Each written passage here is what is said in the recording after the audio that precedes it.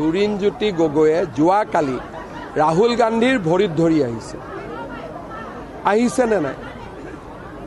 অসম চুক্তি অসম আন্দোলনৰ ফলশ্ৰুতি 855 জন শ্বহীদক কোনে গুলিয়াই হত্যা কৰিছিল? ৰাহুল গান্ধীৰ দেউতাকে, ৰাহুল গান্ধীৰ আইতাকে, ইন্দিৰা গান্ধী আৰু ৰাজীৱ গান্ধীয়ে। গতিকে যিজন মানুহে যোৱাকালি ৰাহুল গান্ধীৰ ভৰিত ধৰি আহিছে তেওঁক মই উত্তৰ দিব নালাগে, মই ৰাহুল গান্ধীক বুঢ়া আঙুলি দেখুৱাই আহিছোঁ। এইটোৱে পাৰ্থক্য, অসমীয়াৰ পাৰ্থক্য এইটোৱে। মই ৰাহুল গান্ধীক বুঢ়া আঙুলি দেখুৱাইছিলোঁ, লুৰিণজ্যোতি গগৈ ভৰিত ধৰি আহিছে, ইমানেই পাৰ্থক্য। আমিতো অসম চুক্তিৰ ওপৰত গৈ আছোঁ। অসম চুক্তিয়ে যি কৈছিলে তাতকৈতো আমি বহুতখিনি আগুৱাই গৈ আছোঁ। আজি যদি আমি এনেকৈ নাথাকিলোহেঁতেন, আজি আমাৰ জাতিটোৰ কি অৱস্থা হ'লহেঁতেন? চাকৰি বাকৰি পুলিচ চবটো লৈ লৈছিলে, গোটেই ঘূৰাই কোনে আনিলে?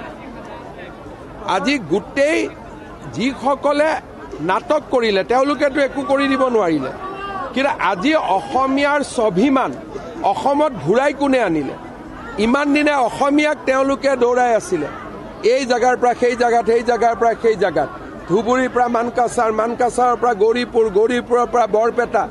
এতিয়া মই ওলোটাই আৰম্ভ কৰি দিছোঁ না। গতিকে কোনে কৰি আছে? অসম চুক্তিটো মাইল দূৰত আমি গৈছোঁ। কংগ্ৰেছত নাই থকা বুলি কোনে কৈছে? কিন্তু মই কংগ্ৰেছত থাকোঁতে আমি বদৰুদ্দিনৰ লগত কাজিয়া কৰিছিলোঁ। মই কংগ্ৰেছত থাকোঁতে ৰাহুলক বুঢ়া আঙুলি দেখুৱাইছিলোঁ। মই কংগ্ৰেছত ৰজাৰ দৰে আছিলোঁ, মই এনেকৈ ভৰি চুই থকা নাছিলোঁ নহয়।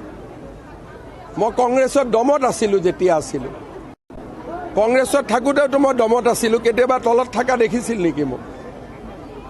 মইতো দমত আছিলোঁ। গতিকে কোনোবাই যদি যি দলতে নাথাকক কিয় দমত থাকিব লাগিব না। কংগ্ৰেছত থাকোঁতেওতো মই অসমীয়া মানুহৰ কাম কৰি আছিলোঁ। গতিকে মই কংগ্ৰেছত নাই বুলিতো কোৱা নাই। ময়ে এজন পলিটিচিয়ান যোনে কংগ্ৰেছত থকা দিনৰ টুইট মই এটাও মুচি দিয়া নাই। নহ'লে মানুহে বিজেপিত জইন কৰাৰ আগতে চব পুৰণাবিলাক মচি দিয়ে। এতিয়া মইতো মোৰ অতীতটোক অস্বীকাৰ কৰা নাই, কিন্তু লগতে কৈছোঁ যে অতীতটো বহু পৰিমাণে ভুল আছিল। বিজেপিত আমি 10-15 বছৰ আগতেই যোগদান কৰিব লাগিছিল, সেইটোতো মই কৈ আছোঁ। গতিকে তেওঁলোকে সেই কথাটো মনত ৰাখিব লাগে।